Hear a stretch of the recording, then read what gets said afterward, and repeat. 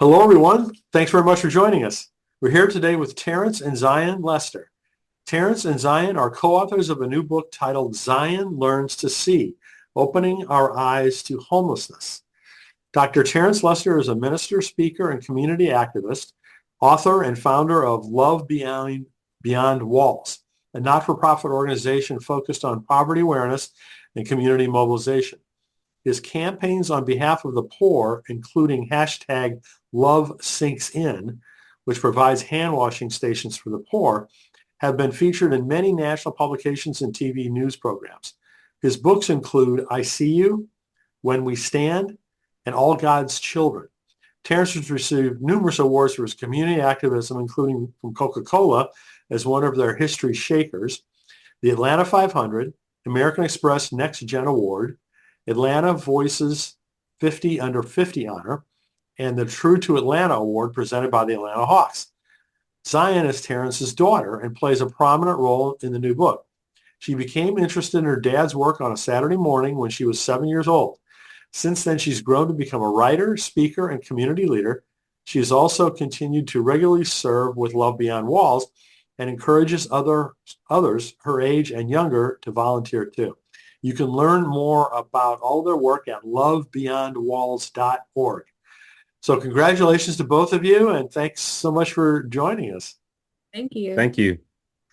So first, for either one of you, is there anything else you'd like people to know about you? I'm 15 years old and we wrote a children's book together.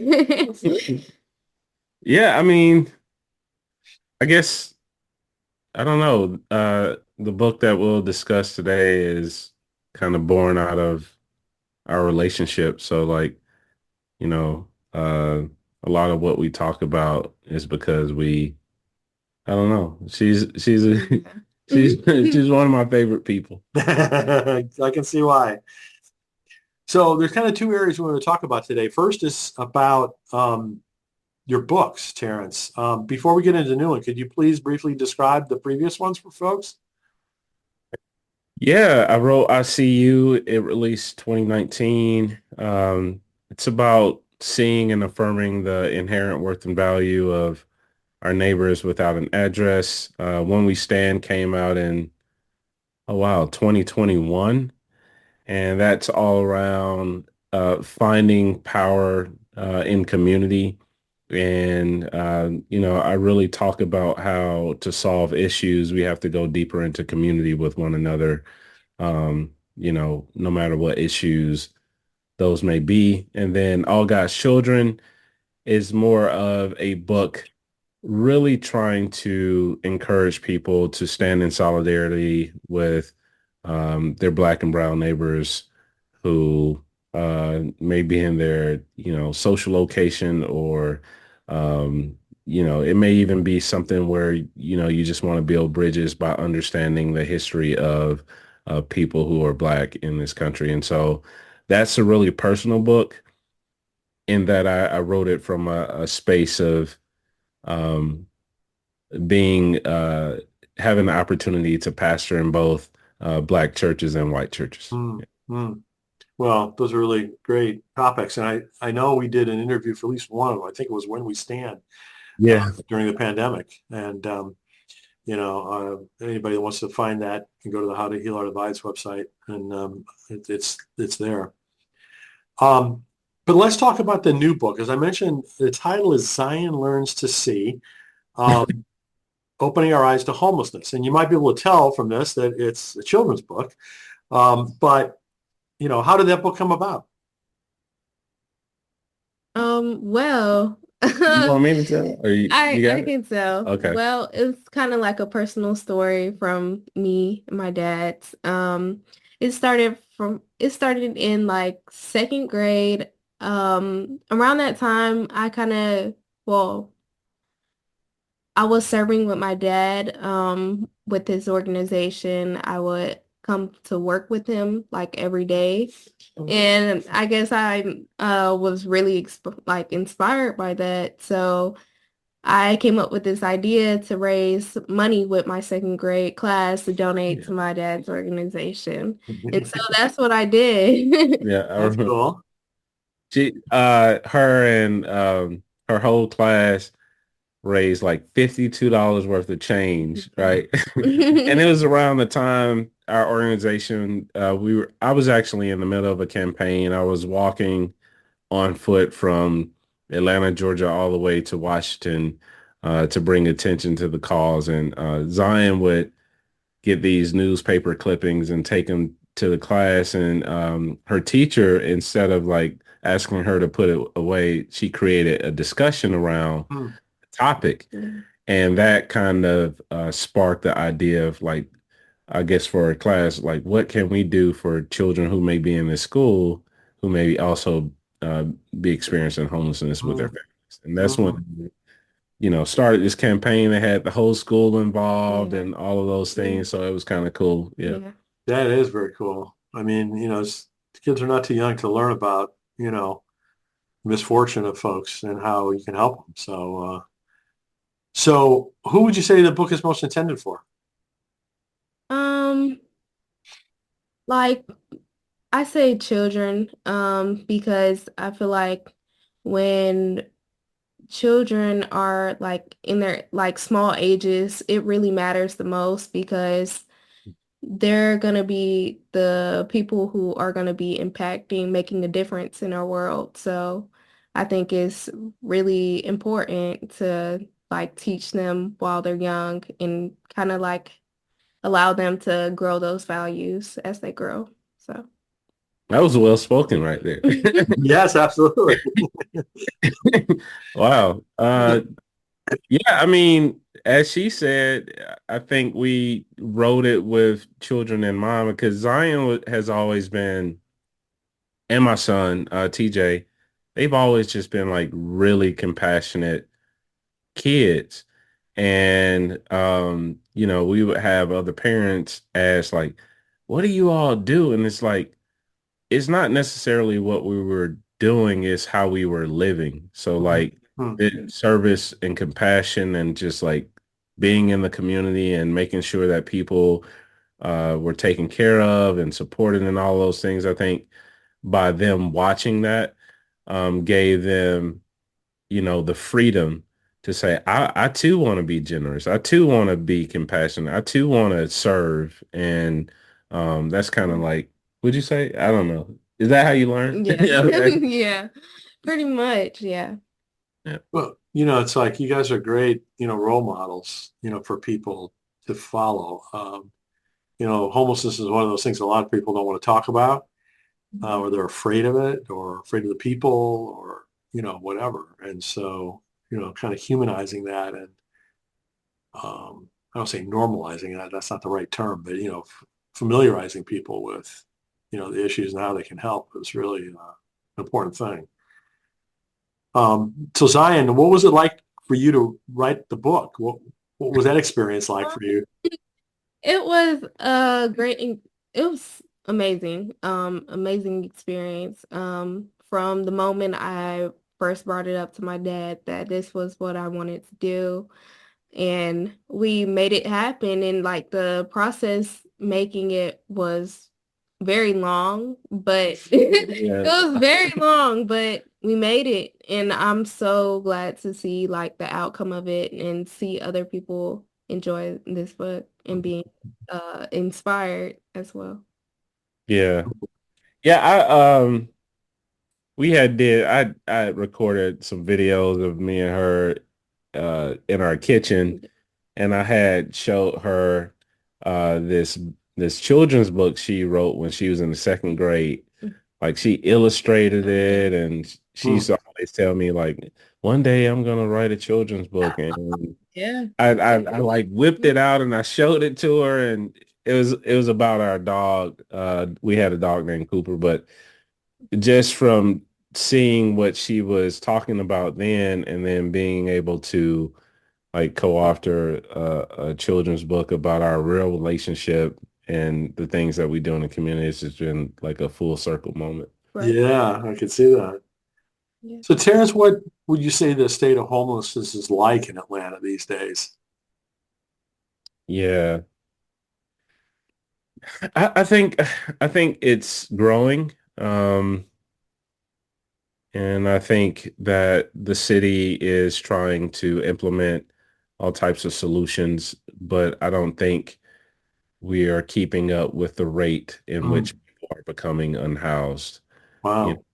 um, there political scientists or sociologists would say there are two mass homelessness eras, which, happens around the Great Depression, and then the second, which is the contemporary era of mass homelessness around the 70s, 80s, right? That would be more defined as chronic homelessness, the things that we see in terms of people not having any type of housing and or living on the streets in tents and encampments, etc. But when I was doing my research for my PhD, I realized that we're on the cusp of what I would consider a third Mm, mass crisis era, which is the era of, unaffordability. And we've seen this with inflation and people not being able to keep up with, um, you know, their places. You got rising costs in housing, but you don't have rising costs in the type of income that people are bringing in, and that gap creates what we would consider the unaffordability gap, right, or inaffordability gap, where people can't afford to actually purchase and and live in homes, and you miss a check, and you're calling organizations like ours or others and trying to figure out how to subsidize rent or find somewhere else to dwell or stay. mm, mm. And we've seen an increase in that. Have you really? Wow. Well, the cost of housing really is gotten ridiculous. And I don't know what the answer is. I don't think anybody has a good answer for it these days, from what I've seen. Yeah. So Zion, you've now worked at Love Beyond Walls for several years. Kind of how has that changed for you in terms of your experience and what you do there? Well, I feel like it's really opened my eyes to just see other people despite like what situation they might be in and not kind of like the saying, not judging a book by its cover. Just getting to know people and hear their stories and treating people like they're humans, not dehumanizing people just because they're living on the streets. Hmm. Hmm. How has the organization changed, Terence, Says, over the don't years? It says don't dehumanize people just because they live on the streets. That was powerful. Yeah, yeah. Um, I mean, I think organizations change all the time. I would say, at the core, we've been around a decade. We just made a decade last month or 2 months ago. And we celebrated the fact that we've been able to mobilize, tens of thousands of people locally and nationally, all of the unique campaigns. I don't think much has changed. I think what has changed the most is we've outgrown Mm, uh, our center, and we are starting to get more people come to our center who are actually in need. And so, if anything, I think we would have to grow into mm, the fit and the direction in which we're headed mm, because of the need. Yeah. hmm, hmm. So, Zion, I know you encourage other young people to, volunteer there and get involved. What kind of reception do you typically get when you're doing that? Um, hmm. Can you repeat the question one more time for Just me? wondering, like, you encourage young people, to get involved, either with, Love Beyond Walls or, other things to help homeless people. I'm just wondering what kind of reaction you get from the other kids. Um, I feel like I mostly get good reactions from that. I mostly feel as if, well, the people that I've heard from are already like helping people and like doing stuff like that, like serving in organizations and kind of like volunteering like with groups and stuff like that. But um usually it's a good response to things like that. I mean, I haven't received anything negative. Oh, that's good. That's good to hear. Surprising. I mean, honestly, I mean, but good to know. I guess it's not until we get older that we get more jaded. Yeah. Yeah. Yeah. I think it's we always have a lot of younger people Yeah. volunteering. Hmm, Right. Yeah. And I think it's oftentimes a great opportunity for parents to connect with their kids when they're coming out to serve at different projects or events that we have going on. So that has been really positive. And to see Zion interact and engage with other kids who are actually volunteering has been also very positive. Mhm. hmm, hmm.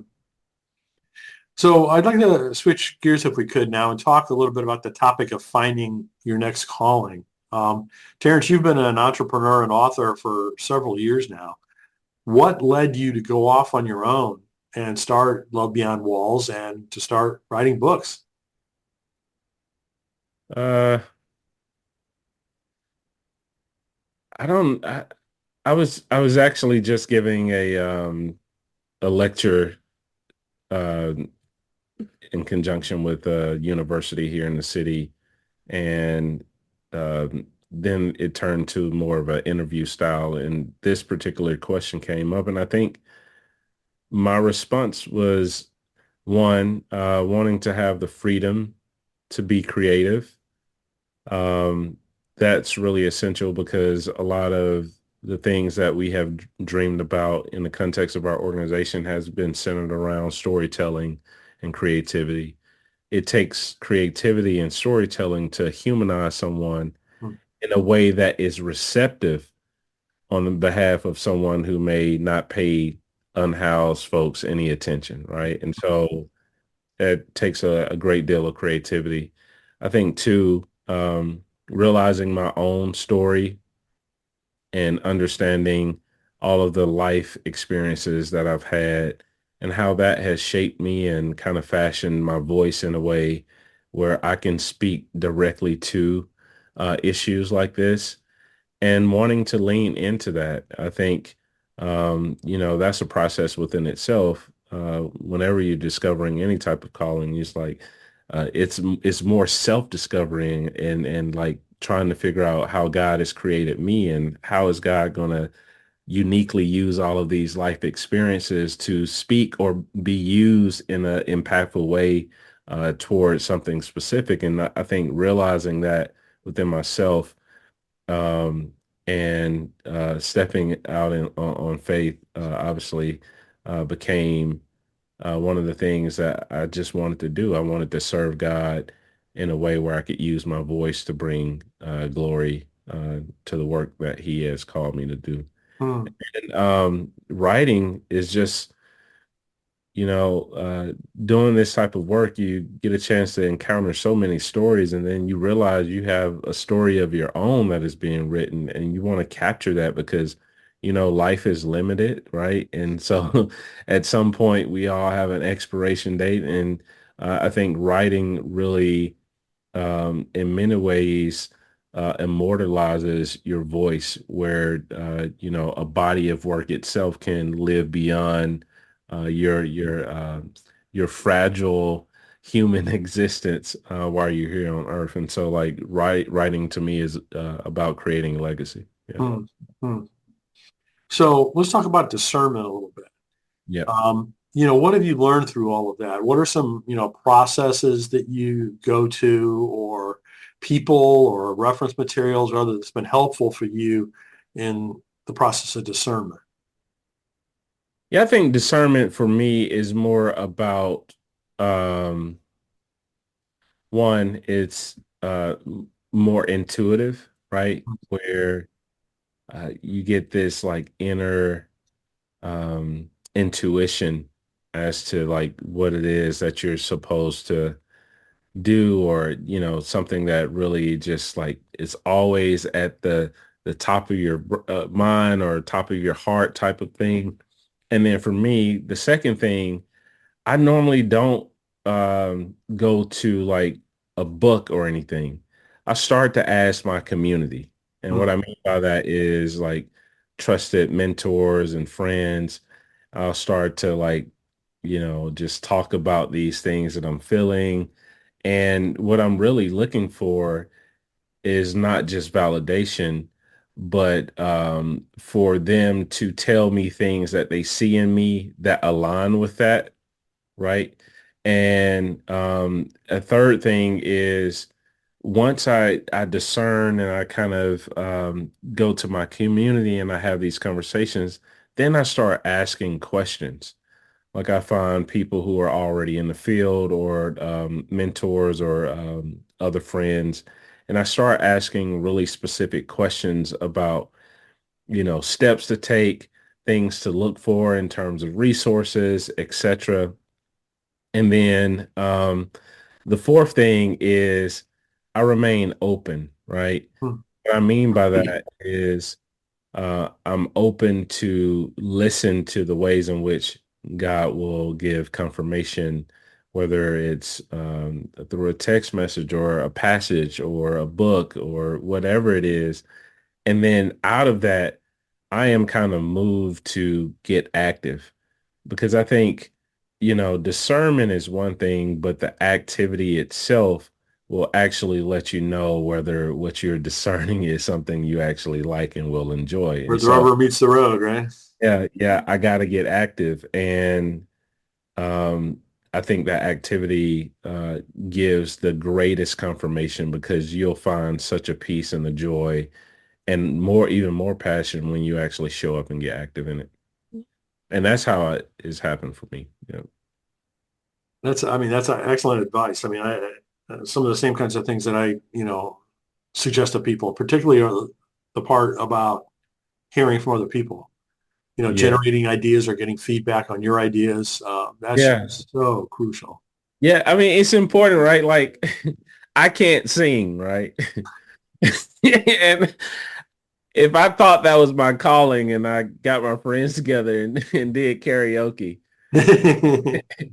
and everybody walks out of the room in concert, it's, yeah. So, and it's not to be brash because everybody obviously, you know, make a joyful noise, but I'm talking about where your gifting actually meets the need hmm to, hmm use your gift for.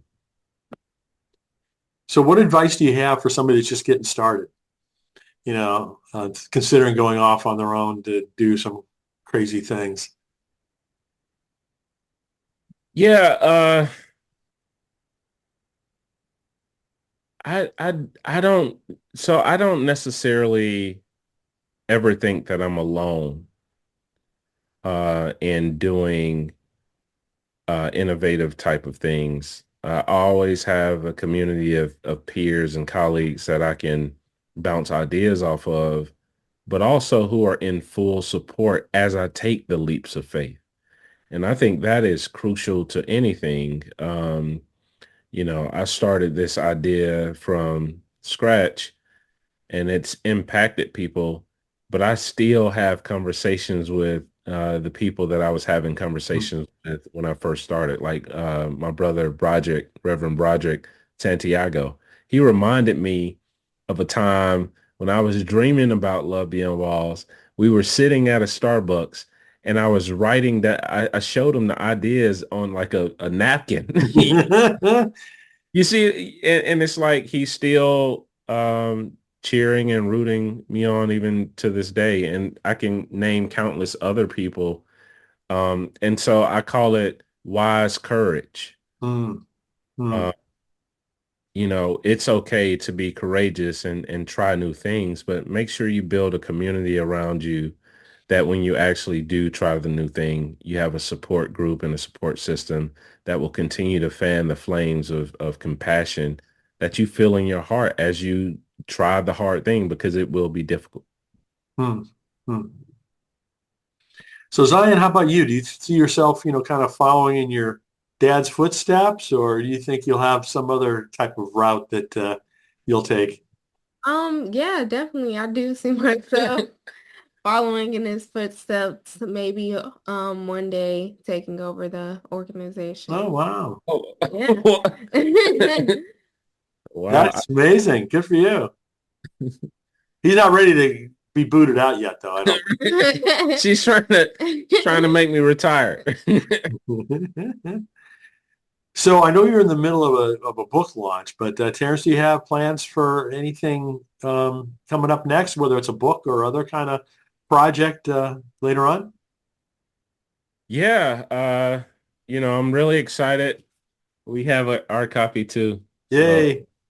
um, but we're gonna start building closets in um, schools to give kids access to clothing if their families can't Mhm. like afford clothes or wash clothes. Hmm. We actually have a school that we're partnering with really soon. Actually, in April, we're going to build our first closet. It's called Zion's Closet, right? Oh, neat.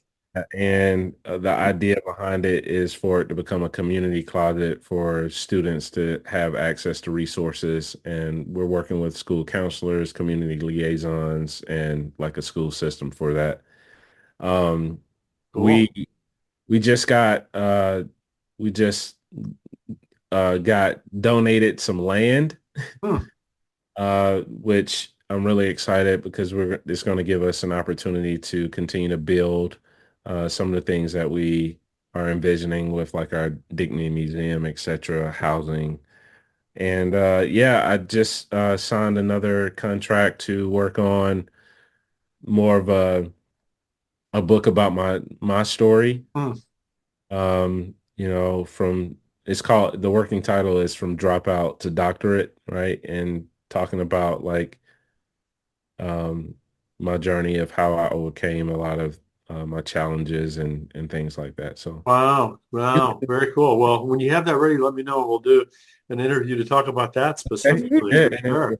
yeah, Well, thanks so much for all you guys have done and, for joining us to talk about it a little bit and share, the book. As I mentioned, it's Zion Learns to See, Opening Our Eyes to Homelessness. It's coming out from IVP Kids, which yep, is a relatively new imprint that we've done some interviews with the folks that started that not too long ago.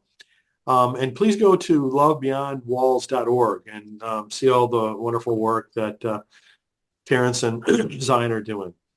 yep. So thanks Awesome. again, you guys. Great work and love hearing about it. Yeah, Yeah, thank thanks you. for having us. Thank you. Yeah.